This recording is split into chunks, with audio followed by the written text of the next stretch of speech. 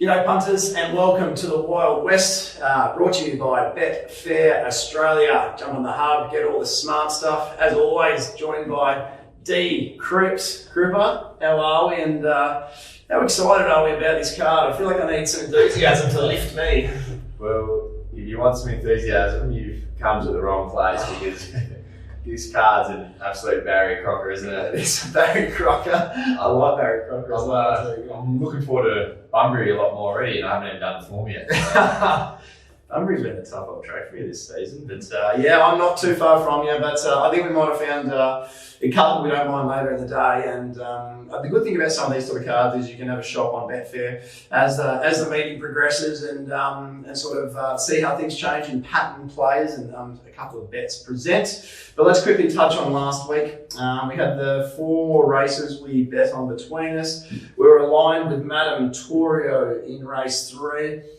I first want to touch on, you can touch on the race, I just want to touch on betting for that race. So we tipped Madame Torio. Low twos, $2.30 type thing, I think was the sort of mark we wanted to play, 2+ at least. She was trading hard at $1.62, $1.63 on Betfair. So when I say trading hard, she was liquid. She was backing lane without a gap in the market. That was probably 10 minutes before jump. And then she's just got the absolute blow. She was $1.60 out to about $2.30. I think I saw her touch on the exchange. And that's really interesting stuff for a horse to be so firm and so well supported. And the data suggested her best run wins, etc., etc. And it was all about why she drifted and sort of trying to quantify why she drifted. And that's a major part of punting. You can be happy with getting the drift on Betfair often, but you need to ask, why is she drifting? And we've found out later on, and I probably should have just walked out of the Stone Muddlers bar up there into the mounting yard and had a look myself, but I couldn't be stopped by that stage of proceedings because I had a bar very close to me. But she was sweating up like you wouldn't believe, and she was an absolute lather. So your Nat Francis's, your astute yard watchers reporting back to the stables have said, lay this one, she's not happy. And that's the problem, but where it's not that she just was sweating up, but apparently she's a really cool, calm, and collected in the yard normally. So I think this horses, I don't try and say I'm an expert in the yard watching, don't have the first idea about it, but apparently you'll see horses who sweat up every start, and that's normal. But for her, it was very unusual, and like I said, the yard watchers were all over it, and it was a drift that I couldn't at the time get my head around. And then after listening to Lockie Taylor on the Sunday aftermath, it all made some sense. Well, I spent the armour with Marty Allen, the trainer, and Marty was pretty flat. He was pretty confident that she was a good thing, like most of us thought she was, and he just couldn't believe she sweat up on that particular day. There weren't many people at the track to sort of to flummox her or to upset her. No, there was no particular reason, but Marty said completely against what she usually does. So I'm willing, despite getting begged at a short price, I'm willing to chuck her in a forgive file. Yeah. Because I reckon we'll see a different horse in a couple of months' time when she returns. Yeah, 100%. Anyway, moving on, it got better from... No, it didn't. So I'm really happy with how I punted last week, just quietly. Pam Bella went around. There was a scratching Queen Takes King. So the 10, $11 we tipped at probably became 7, I'd say, about 25 cents, $7, $8 type thing. Still went around that price on Betfair. Unfortunately, just on the back of the wrong horse. It wasn't Lacdar's fault, but she ran third. We tipped her each way, but she was a good thing beaten. I think you'll find with Pam Bella. So nice placement. One we could have a look again. That's in a week or two's time potentially, but a little bit flattening. We moved on to, speaking of flattening, we moved on to Regal Poise. So again, I was keen on each way. Again, another one that held her price around that $11, $12 mark. Got the back of Mickey Blue Eyes leading. What's going on there? I don't reckon that was the plan. I reckon she's landed there. I said last week that no one gets him out of the gates better than Shooter. You did too. I forgot about that. He's got a genuine back marker to the front. So. On a day where you want him to be out the back, it was, so Sean certainly can get him to pin. Regal Poise looked the winner all over. I don't know if you've been there for one of my little walks at Ascot, but I watch him on the steps. And if I think we're home, I start doing a little walk towards the track and I give it I had a fair go after a few properties as well when the price held. To be able to get a proper bet on, we've got to get on with the exchange. So I got grabbed late by Absolute and Luke Ferguson's carried out like a pork chop afterwards as well. So anyway, we back to get that each way again. So we got our little profit on the race. We've done something near $3 a hole, I'd say. And then to finish off the day, we've got Dreams. Yeah, it's the apprentice went on. We knew going into the race that it's a bit of a flighty horse, and yeah, got a bit flustered in the yard in the gates, and they kicked out, and it was all over. Well, we spoke to Matty briefly after the race as well, and they were meant to have the last one in straight after off they go, but we've got Dream stood there for a couple of minutes. And that was the end of it. Like, very, very flighty, unhappy horse. Another one to forgive, even though I didn't go round. I suggested to say on Captain Kink, which won the race, that obviously became the bet. We can go with that. Well, we would have done that too, didn't we? So, there we go. So, not a horrible day. I ended up actually absolutely doing my ass, to be honest with you. And I don't know how, because I feel like I punted really well. So, also noting with We've Got Dreams now has to be ridden by a senior, which is interesting because it's awkwardly rated. There's not many 78 plus races, so it carries 60 and it's 72, and it's not a big mare, so 60 might be steadier for it. Yeah, it's a little 1,000-metre sprint at some stage, a little handicap. Surprised they could have even got around on Saturday, but they probably don't want to go to 1,200 first up, would they? So, anyway, let's move forward. My ride of the day, on a day I struggled to find a ride of the day, was we're going to give it to Roy Rogers, or Jason Whiting. Roy Rogers trained Zatorio. They all made a mess of each other. Jason actually flushed out Pikey on Cousin Ivan. You don't often get Pikey flushed out, so we'll give it to the Fish for his ride on Ruffy Zatorio, last man standing. Yep, I'm going to give mine, I haven't done it for a while, but give mine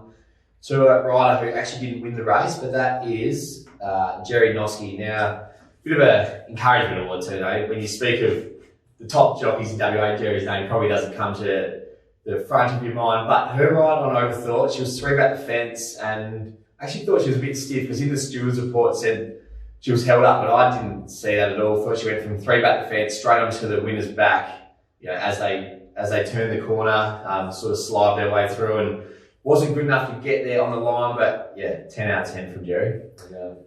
Well done. Very good. So I was watching the second of Albany on the side there. I was stop paying attention. What's your horse to follow? A pretty obvious one, but Gemma's Son had the kid on first up over 1,000. Missed the kick, and yeah, we won't have to wait too long. We'll be in the Pinjarra 3-year-old classic next week at set weights, and I think would be pretty hard to beat, you think, all things being equal. My horse to follow is Comfort Me. Didn't get the run to suit 2 starts back, and last week was on the back of the leaders who were stopping dead. I still think the horse is absolutely flying. Wait for the right setup. Comfort Me will win a race or 2 this prep, I think, and continue to progress. Let's get into this card though. More importantly, Crip, this usual question I ask you at the start of every preview. 35 degrees, rail back to true. Easterly's in play. This should just be your lead, your win, shouldn't it?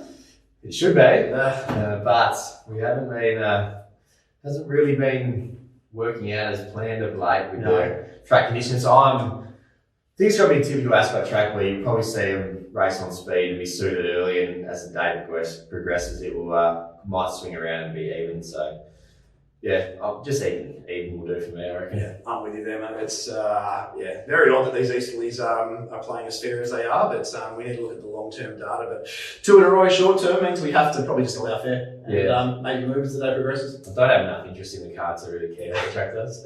But in saying that, though, if you see a massive leader bias track later in the day, you'll see races like, we'll get to the feature, but it does present opportunities, and be willing to sort of go with what we see on the day, because if we do get a massive on-pace day, I reckon straight away there's a few that, so do some maps. Anyway, we're going to look at races 5, 6 and the feature, the race 7.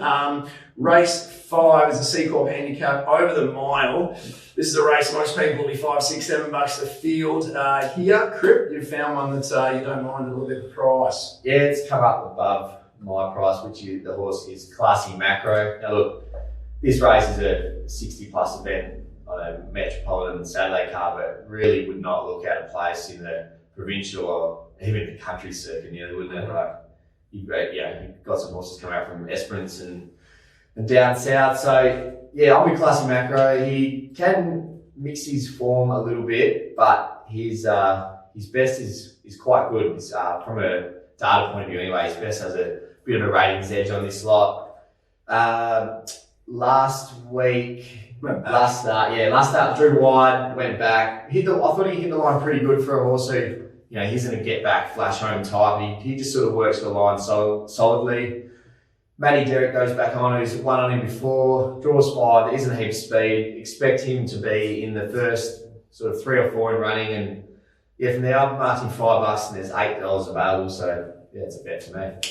Yeah, look, I'm with you actually. I found Classy Macro. It's one of several at the head of the market. But when the markets were, I mean, we've seen it move this morning from $23 into 8. It's pretty difficult for me to come to the 8 so much. I'm 6, so it's still overs for me. But yeah, it's not as big a tip at that price for me. Best form on a wet track concerns me to some degree, but to counteract that, we've got the Easterlies in a pretty soft map here. Recapitulate's the only other go forward horse, and to be honest, that's the way I'm probably going to play with the Dutch with Classy Macro and Recapitulate. I think Recapitulate, despite coming from Esperance and Albany form, it's a really, really nice galloper. The win in a 70 plus 2 or 3 back at Albany against Potent Secret when he got off the speed in a role he's not all familiar with, and to win by nearly 4 lengths was huge. So yeah, look, not a race I'm too keen to get too big on, but I think Recapitulate and Classy Macro are 2 go forward horses with claims and can give a bit of a kick for us. Yeah, no, I think Classy Macro would. Yeah, I think the price really will hold up throughout the day. So yeah, we can just wait late. While the $8 is overs, it's a tough one for me actually. Whether I tip it fixed or on a sort of top toe basis. But do you ever take half and half, or do you just sort of like to just hammer one or the other? No, it's not be one or the other. Okay, so I think should yeah. Might have a bet each way. That's good. A little bit each way. All right, we move to race 6, the James Squire handicap over the 1200 metres. This is a good little race actually. This is a really nice little race, and I think one of the most interesting aspects of this race will be discussing a speed map. 4 horses crib. We're gonna tell me if you want me to add any extras. I guess one not even considered in that 4 is Prince Devoutly. Actually, hasn't led a lot of his career starts, but I'm looking at Mood Swings barrier 4, Excellent Dream barrier 9, Agent J barrier 10, Weapon Sun barrier 11 as the 4 horses who could potentially go forward here. I'm looking at Excellent Dream leading, Agent J Breeze, Weapon Sun back, Mood Swings just parking in behind him from its first good draw this campaign. Do you see it similarly? I mapped Mood Swings leading purely off last start, Excellent Dream and Mood Swings raced against each other, and I thought Mood Swings over the first 50 metres he was at like at least a length in front after that distance. So with the advantage of the inside draw, if Geordie Turner wants to lead, I think he's got every option to. That is interesting. I actually didn't even contemplate the fact that Mood Swings might try and hold up. I just feel like mindset will be that they've breezed twice in a row. They've just been a little bit found wanting late. They might take a hold, but I can 100% see what you're saying, especially if the Eastleys in play, the rail's playing well. So makes it an interesting setup in that sense, but I'm going to look for a little bit of value here. A horse that I have never found in the past. And I quite like tipping horses I don't find in the past because it means you've come to it organically rather than going into the race with a bit of a blinker on. And that's Agent J. I thought that Agent J over the unsuitable 1400 metres last start was so big in the race where Sweet Strawberry went nearly 10 lengths above bench to the turn, carted up the rest of the field, had Sassy Trader pestering him on the outside. Just nothing went right. It finished within 2.2 lengths of those, and that's a race when you're talking. Comfort Me, who I said before, is flying. Cousin Ivan's going super. Soleil, last of the line. That's just a form race for me, like a really, really strong form race for me. Back to the 1200. We'll have to do some work to get to the breeze here. Could even put the acid test to Excellent Dream and just about take it on and go to the top. Excellent Dream has sat in the past, so not impossible Carleen finds a fence, but more than likely I've got Agent J in the breeze, hoping Cripper's map doesn't eventuate because I could be punching it 3 deep. But I've marked Agent J $5.20, $11 each way. Pretty happy with that, and may not be overly supported either, so I'm not necessarily diving into the $11 thinking that's the peak price I'm going to see. So another one we could just, you could hold, and I think the $10, $11 will probably hold up throughout, Greg? Yeah, so like exactly what you said. I was just as impressed with his last run. Especially I thought the 1400 would probably seize him out and he'd get stuck on really well. But my map had him 3 deep because I got Mood Swings leading, so he didn't really come into consideration for mine. This race, I thought, I think it's almost a field leg for the quaddy for mine. I had them so evenly bunched together, and the one who I'm going to play. It's pretty speculative, but on an each way basis is Chesson Flyer. Now, last start was on the wettest Ascot day I've ever seen, so I'm ruling a line through that. Start before then, really, really good win when was on the back of a wrong horse, had to pull out early and gun down Riverbow. I think it's pretty good form. And the start before that, which is first up off a short break similar to Saturday, was one of the biggest moral beats you'll see behind Chantor, who's obviously come out and made that form look really good. Trialled up a month ago, which is a slight concern, but trialled really well. Has never won at 1200, but has won at 1000, 11 and 14. So while he probably goes maybe better at 1000, I'm not too concerned about that. Barrier 5, I think there's going to be a heap of speed in this, or heap of pressure up front. Should be midfield, get that nice soft run, and just at around 20 to 1, I think he can run the race.